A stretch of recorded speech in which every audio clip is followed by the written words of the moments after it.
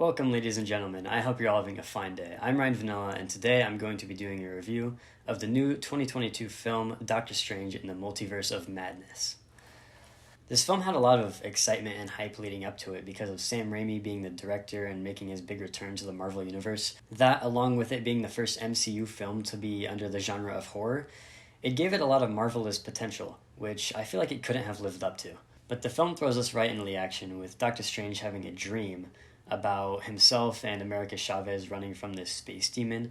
They're trying to get a book which will help them defeat it, and Doctor Strange ends up trying to kill America to take her power to defeat the demon, but then she freaks out and teleports to a different multiverse, and then Doctor Strange wakes up. And later on we find out that that is how the multiverse works, is when you dream about yourself, it's actually an alternate version of yourself in a different multiverse. But anyway, Doctor Strange wakes up from the dream, and then he goes to his ex's wedding, where he is proposed with what we think will be the emotional conflict that he has throughout the film, which is the big question is he happy? And honestly, it's such a broad and uninteresting emotional conflict, and they really don't bring it up that much throughout the film. There are a few moments where he can really sit back and think about his emotional contentness with himself, like when he's in the Collided Universe and he's fighting the Doctor Strange with the evil book. That's the only memorable time it gets brought up, though. And it's just not enough to make me invested in, that character arc or that emotion he's feeling. And also, it doesn't really get concluded by the end of the film. There's no real resolution to that. And then the other big conflict with Doctor Strange is his relationship with America Chavez. For the majority of the film, they're really just two people who are trying to save the multiverse together, and that's it. A lot of their dialogue is, information dumping to make sure that the multiverse concept makes sense, and explaining how it works. And really the main conflict that actually comes up between them at any point is the fact that America shouldn't trust Strange because every Strange she's run into has betrayed her and tried to take her power. When the climax comes around and Doctor Strange is fighting Wanda and trying to hold her down, but her power is too much, he looks at America like he's going to take her power, just like all the other Stranges tried to. And, she thinks that he's going to, but then he doesn't. He instead helps her to learn to control her power, and proves to her that she was right to have trusted him in the first place. But when I sit back and think about it from the long-term perspective of the entire film, there wasn't really ever a point where I didn't think that she was going to trust him the entire way. So Strange and America in this film are honestly an emotional wash for me. I just didn't really feel much there for either of them. But where this film really strives is Wanda the Scarlet Witch Maximoff. She stole the show for every single moment that she was on the camera. And I personally did not watch WandaVision, so I don't really know her full story leading up to this, but damn, I was invested in her. Her struggle with the loss of her family, which leads her down the path of insanity and the mastery of witchcraft, is beautifully just laid out on a platter for the audience to experience with her. We get scenes like the one where she dreamwalks in the body of one of her alternate selves who wasn't robbed of the motherly dream she had always had. And it's just so raw and compelling that I can't help but feel every single moment of it.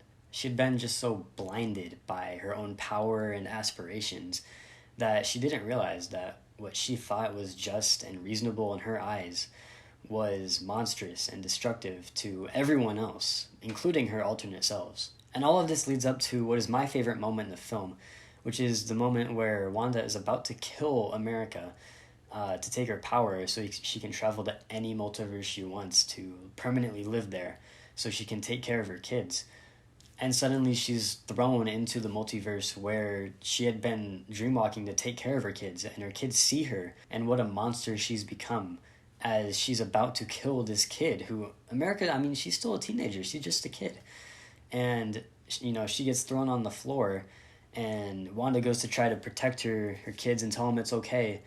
But, all they see is their mother who just tried to kill this person, and they see her laying in agonizing pain on the floor, and they're just terrified, which, is a heartbreaking moment for Wanda and the audience, too, because everything, building up to this moment has made you feel everything Wanda's feeling and feel it with her. So, it's a big moment for Wanda, but it's a big moment for the audience too. Truly, the heart of this film is Wanda Maximoff. And it's very obvious to see that the film was way more invested in her than it was in Doctor Strange, because every moment that she's on the screen, the camera work, the facial expressions, the line delivery, it's all just beautiful. It's really well done. And in comparison to everything with Doctor Stranger America, it all just gets thrown in the background. Elizabeth Olsen puts on a wonderful performance that really complements the emotional complexity of her character in this film. Now let's talk about the visual aspect of this film. The big Marvel budget that this film had was both a blessing and a curse, because the visuals were creative, visually immersive, complex, but on the other hand, the dialogue scenes were very blatantly, obviously shot on a green screen. I don't remember seeing a single scene where I did not think it was shot in a completely green room that had a few props. And that's why I was surprised to find out that this film was shot on 14 different locations, going coast to coast in the United States, as well as 4 different countries in Europe. One of the comparisons I will draw to this film is Everything Everywhere All at Once, because they both are about the multiverse, and they were both released within a few weeks of each other, I believe.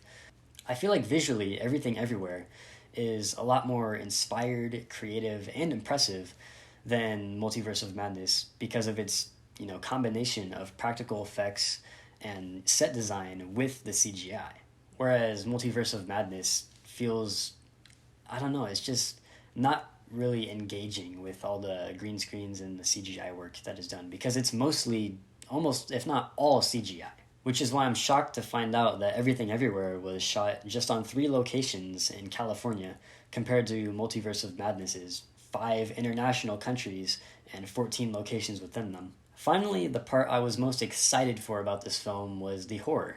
Now, unfortunately, it did get a PG-13 rating still, so it did bring my hopes down a little bit, but I was excited nonetheless. There were some really great horror moments, like when Wanda is chasing Strange and Chavez and Christine down that alleyway in the facility, and it's just really creepy because of, Wanda's makeup was really good. She just looked terrifying, as well as, the camera work and directing by Sam Raimi. I also really like the scene where Doctor Strange traps Wanda in the little, I don't even know, the reflection room. She's in this tiny little, box, and she uses reflections to reach into other rooms to attack Doctor Strange and, the people at the Taj, whatever the place is called, the temple. I thought the concept of using the reflections to basically teleport yourself to different locations was pretty cool. And I also thought, just the grotesqueness of the way her body looked when she was pulling herself through the reflection to get into the room with them was really well done. In this film, the horror was good when it was there. I just feel like it really would have benefited from having more of it. I also really think the film would have benefited from toning back the humor, because, I know they want to keep it lighthearted and fun because it's the MCU, but this film was not funny, at all. None of the jokes, I don't remember any of them because they weren't funny. I don't remember laughing in the theater when I saw them, and nobody else was. Well, there might have been a few people, but it just wasn't that funny. If this film took the horror aspect and really went with it, I'm assuming Sam Raimi probably wanted to, but was probably told not to because of the studio executives. I feel like that kind of reminds me of something else, but I can't quite put my finger on it. Anyways, if this film would have taken, the horror aspect and really went with it, I think it would have probably been my favorite MCU film, because the horror in this film was the best part of it. And if that made it the entire film and did not focus on making it fun and lighthearted for the kids to enjoy, then this could have had a lot of potential. Instead, it feels like a film that is not sure whether it wants to be, a experimental, big-budget horror film about Wanda Maximoff and her struggle with being ripped from parenthood, or a film that tries to convince us Doctor Strange is struggling emotionally when, honestly, there's not much there and he seems fine. And, it's just him doing things in the multiverse to set up other things in the MCU. With all that said, I am going to rate Doctor Strange in the Multiverse of Madness a light to decent 6. Let me know what you think of the film yourself, and let me know of any other films, new or old, that you want me to review next. Anyways, stay hydrated.